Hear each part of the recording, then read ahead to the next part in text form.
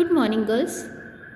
आज हम बात करेंगे फाइनेंशियल स्टेटमेंट में बैलेंस शीट की, है ना, कि इसमें बैलेंस शीट का फॉर्मेट कैसा होता है। तो balance sheet as per schedule 3 part 1 section 129 of companies act 2013, मतलब कंपनीज एक्ट 2013 में हमारी कंपनी के बैलेंस शीट इस तरीके से बनाई जाती है। सबसे पहले name of the company and then balance sheet as on 31 March, जो भी ईयर है, ठीक है।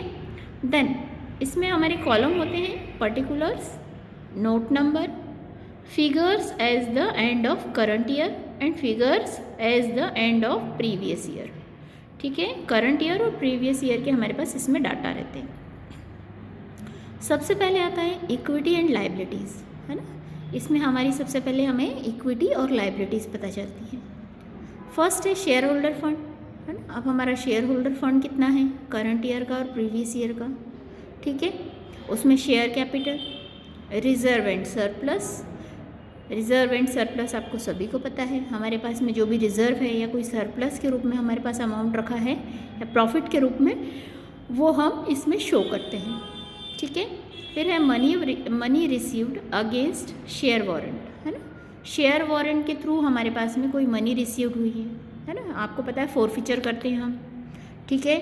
उसके थ्रू अगर हमारे पास में कोई आई है मनी, तो वो मनी इसमें हम इंक्लूड करेंगे। देन सेकंड है share application money pending allotment, है ना। अगर हमारे पेंडिंग अलॉटमेंट की कोई मनी है, ठीक है। फिर है नॉन करंट लाइबिलिटीज़ में लॉन्ग टर्म बोरोइंग्स, है ना। आपको सभी को पता है 10 साल से ऊपर के जो भी बोरोइंग्स होते हैं वो हमारे क्या होते हैं, लॉन्ग टर्म हैं। जैसे डिवेंचर होल्डर्स हैं, है ना, ये हमारे लॉन्ग टर्म बोरोइंग्स होते हैं। फिर है डिफर्ड टैक्स लाइबिलिटी, है ना। अब हमारे पास में अगर हमारी टैक्स लाइबिलिटी है कोई डिफर्ड, तो वो भी हम क्या करेंगे, इसमें इंक्लूड करेंगे, ठीक है।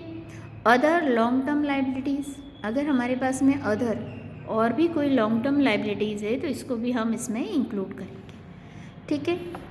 देन उसके बाद है हमारे पास में करंट लाइबिलिटीज़, ठीक है।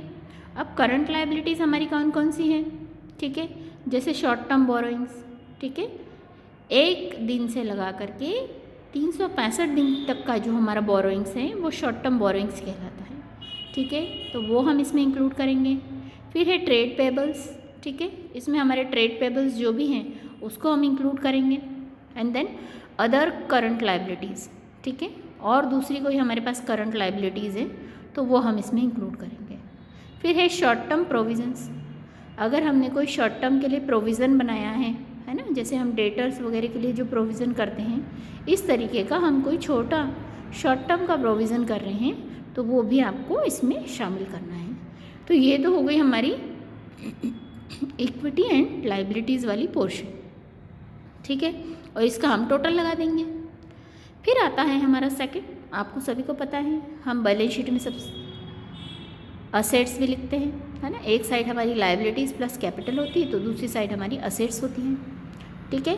तो हमारी करंट नॉन करंट असेट्स, है ना। सबसे पहले हम नॉन करंट असेट्स की बात करेंगे। अब नॉन करंट असेट्स में क्या क्या चीज़ें आ जाएंगी, है ना। जैसे टेंजिबल असेट्स हैं जो दिखाई देती है, जैसे बिल्डिंग है, फर्नीचर है ना, इक्विपमेंट्स है, टूल्स है, ये सारे टेंजिबल असेट्स। फिर है इंटेंजिबल असेट्स, जैसे गुडविल है, पेटेंट है ना, रॉयल्टी है, ये सारे इंटेंजिबल। फिर है कैपिटल वर्क इन प्रोग्रेस, ठीक है। वो सारा कैपिटल जो वर्क इन प्रोग्रेस में है ना, मतलब जो हमारा कार्य चल रहा है उसमें जो हमारी जो कैपिटल यूज़ हो रही है वो वर्क इन प्रोग्रेस में आएगी। फिर है इंटेंजिबल असेट्स अंडर डेवलपमेंट, ठीक है। इंटेंजिबल असेट्स जो आ रही है हमारी डेवलपमेंट केस में, है ना, मतलब विकास के तौर पर, तो वो सारी चीज़ें इसमें शामिल होगी। फिर है हमारे नॉन करंट इन्वेस्टमेंट्स, ठीक है। अब हमारे नॉन करंट इन्वेस्टमेंट आएंगे इसमें, ठीक है। तो नॉन करंट इन्वेस्टमेंट्स हैं इसमें जो कि करंट इन्वेस्टमेंट में नहीं आएंगे, है ना। जो लंबे समय के लिए हम इन्वेस्टमेंट कर रहे हैं उनको क्या कहा जाता है, नॉन करंट इन्वेस्टमेंट्स, ठीक है। फिर डिफर्ड टैक्स असेट्स, जो हमारी टैक्स असेट्स है जो डिफर्ड है, ठीक है, उनको भी हम इसमें शामिल करेंगे। फिर है long term loans and advances, ठीक है, हमारे अगर लॉन्ग टर्म लोन्स हैं, है ना, एडवांसेस अगर कुछ हैं वो, and other non current assets, और अगर हमारी कोई अदर नॉन करंट असेट्स हैं कोई दूसरी, तो वो भी हमको इसमें इंक्लूड करना है। ये तो हो गई हमारी नॉन करंट असेट्स, ठीक है, जिसको हम फिक्स असेट्स के नाम से भी जानते हैं, ठीक है। अब बात करेंगे हम करंट असेट्स की। तो अब हमारी करंट असेट्स में हमारे करंट इन्वेस्टमेंट्स हैं, ठीक है, जो हमने अभी हाल फिलहाल में कुछ समय के लिए हमने थोड़े कम समय के लिए इन्वेस्टमेंट किया है, मतलब 1 दिन से लेकर के 365 दिन के अंदर अंदर, ठीक है।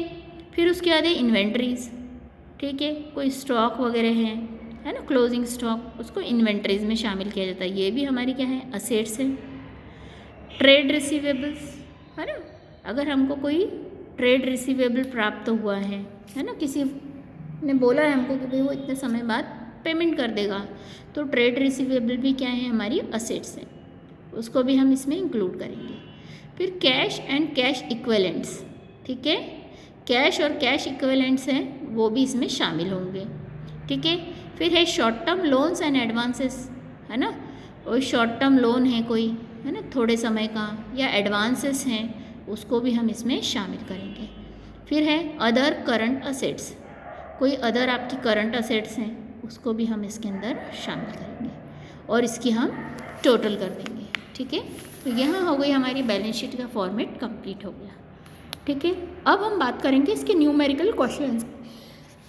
सबसे पहले क्वेश्चन की अगर हम बात करें, ठीक है, तो पहला क्वेश्चन आपको ये दे रखा है, ये देखिए, calculate total revenue from operations of a manufacturing company. अब एक मैन्युफैक्चरिंग कंपनी है, उसका हमको क्या निकालना है, रेवेन्यू फ्रॉम ऑपरेशन निकालना है। The following information for the year ended, ठीक है, कुल आगम की हमको क्या करनी है, एक निर्माणी कंपनी का संचालन की कुल आगम की गणना करनी है, ठीक है।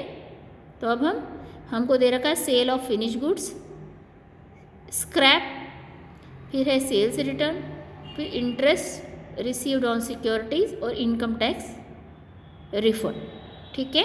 अब हम देखते हैं इसका सॉल्यूशन, ठीक है। क्वेश्चन नंबर फर्स्ट देखिए, सबसे पहले हम इसका क्या बनाएंगे, फॉर्मेट, ठीक है। Statement of profit and loss लिखेंगे, क्योंकि हमको प्रॉफिट एंड लॉस निकालना है इसमें, ठीक है। कुल आगम हमारा प्रॉफिट एंड लॉस से निकलेगा फॉर द ईयर एंडेड 31 मार्च 2018, ठीक है। अब इसमें हम पर्टिकुलर्स का अमाउंट बनाएंगे, अकाउंट कॉलम, और एक कॉलम हम इनर कॉलम रखेंगे और एक आउटर कॉलम, जिसमें हम लिखेंगे 31 मार्च 2018, ठीक है। फर्स्ट है रेवेन्यू फ्रॉम ऑपरेशंस, ठीक है। रेवेन्यू फ्रॉम ऑपरेशंस कैसे निकलेगा, सबसे पहले सेल ऑफ फिनिश गुड्स, कितना है हमारे पास में, 13 लाख रुपए हैं सेल ऑफ फिनिश गुड्स के। इसके बाद में हम क्या करेंगे, लेस सेल्स रिटर्न। आपको सभी को पता है, जब हमें नेट सेल्स निकालनी होती है तो हम क्या करते हैं, सेल्स रिटर्न को माइनस करते हैं। सेल्स रिटर्न को हम माइनस करेंगे, 13 लाख में से 36,000 गए तो कितने बचेंगे, 12,64,000। इसके बाद हमारे पास सेल स्क्रैप दे रखा है, कितने रुपए का, 60,000 रुपये का।